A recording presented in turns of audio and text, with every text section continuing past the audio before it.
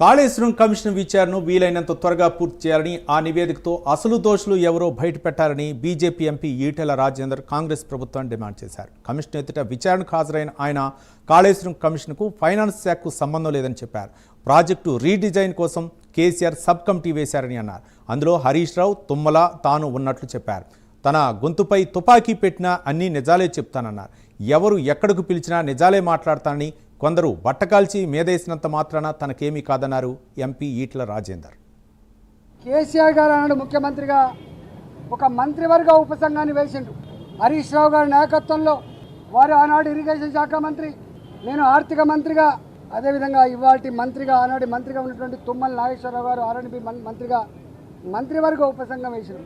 మంత్రివర్గ ఉపసంఘం సిడబ్ల్యూసి రిపోర్ట్లు, irrigation department ప్రతిపాదనలు, వాళ్ళ అవసరాలన్నీ కూడా మా ముందుకు పెట్టినప్పుడు మేమన్నాం, ఒకవేళ కనుక ఈ తుమ్మిడి అట్టి చేవెళ్ళ మన అవసరాలని తీర్చకపోతే మరో ప్రత్యామ్నాయ మార్గాన్ని అన్వేషించమని చెప్పినప్పుడు వారు అనేక రకాల సర్వేలు చేసి, అది టెక్నికల్ వాళ్ళు కాబట్టి ఇవాళ మేడిగడ్డ, సుందిల్ల, అన్నారం ప్రాజెక్టులకి వాళ్ళు ప్రపోజ్ చేశారు. ఆనాడు ఆ ప్రాజెక్ట్ కాస్ట్ 63,000 కోట్లు అని చెప్పి వాళ్ళు అంచనా వేశారు. ఆ తదుపరి అనేక పరిణామాలు, అనేక జిల్లాల్లో వచ్చిన డిమాండ్లు, ఇంకా అనేక కొత్త ఏరియాకు నీళ్ళు ఇవ్వాలన్నటువంటి రైతుల ఆక్రందనలు, ఉన్న ఇరిగేటెడ్ ఏరియాకు స్టెబిలైజ్ చేయాలన్నటువంటి నిర్ణయాలు, అనేక రకాల నిర్ణయాల వల్ల అది 82,000 కోట్లకు పోయినమాట వాస్తవం.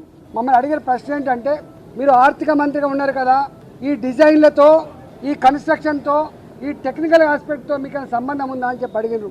మాకు ఏమీ సంబంధం ఉండదు.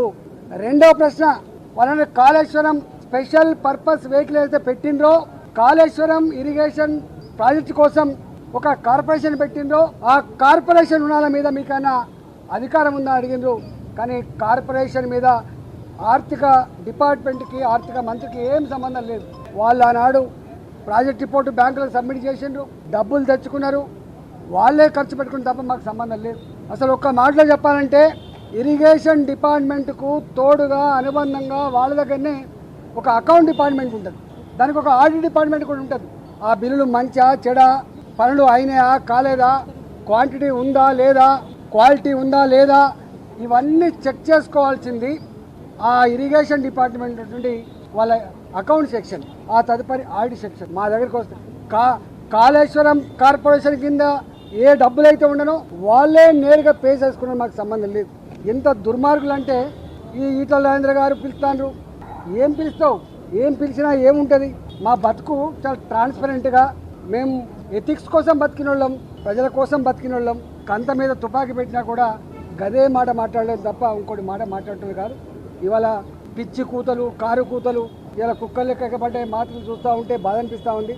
ఏది ఏమైనా తెలంగాణ ప్రజలు నిజమైన న్యాయ నిర్ణేతలు, ఎవడు తప్పు చేసిండో, ఎవడు ఒప్పు చేసిండో వాళ్ళు నిర్ణయిస్తారు తప్ప ఇవాళ కొద్దిమంది బట్టకాల్చి మీద చేసినంత మాత్రాన్ని మీకు అయ్యే ప్రసక్తి లేదు.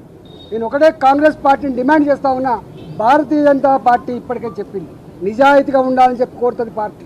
ప్రభుత్వ ధనాన్ని దుర్వినియోగం చేద్దని చెప్పి కోరుతుంది, చట్టాన్ని లోబడి ఉండాలని చెప్పి కోరుతుంది, నీకు ఇచ్చిన కర్తవ్యాన్ని ఒక ప్రజలకు బాధ్యతతో పనిచేయమని చెప్పి కోరుతుంది.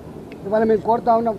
అంతకుముందు అనేక కమిషన్లు వేసిండ్రు, ఎందుకు రిపోర్ట్లు బయట పెడతలేరు, ఎందుకు చర్యలు చేపడతలేరు. నేను ఇక్కడ కూడా కోరుతున్నా, ఇప్పటికే సంవత్సరం గడిచిపోయింది, త్వరగా ఈ రిపోర్ట్ను బయట పెట్టండి. త్వరగా నిజంగా ఎవరు బాధ్యులవుతారో వాళ్ళ మీద చర్యలు తీసుకోవాలి తప్ప మీరు తాత్సారం చేసి బట్టకాల్చి మీదేసి వాటిగా రాజకీయ పద్మం కట్టుకుంటా అంటే నిన్ను వదిలిపెట్టే ప్రసక్తి లేదు. తెలంగాణ సమాజం నిశ్చితంగా గమనిస్తూ ఉంది. నువ్వు ఏ ఆరోపణలు చేస్తూ ఉన్నావో, ఏ మాటలు మాట్లాడుతున్నావో, ఇవాళ ఆ మాటలకు కట్టుబడి, ఆ ఆరోపణలకు కట్టుబడి రేపు ఆ రిపోర్ట్ను బయటపెట్టు. రిపోర్ట్లో ఏం నష్టం జరిగిందో, ఎన్ని వేల కోట్ల రూపాయలు దుర్వినియోగం జరిగిందో, దానికి కారకులు ఎవరో, తప్పకుండా దోషులు ఎవరో శిక్షించకపోతే నిన్ను ప్రజాక్షేత్రంలో నీకు శిక్ష తప్పదని చెప్పి కాంగ్రెస్ పార్టీ హెచ్చరిస్తాం.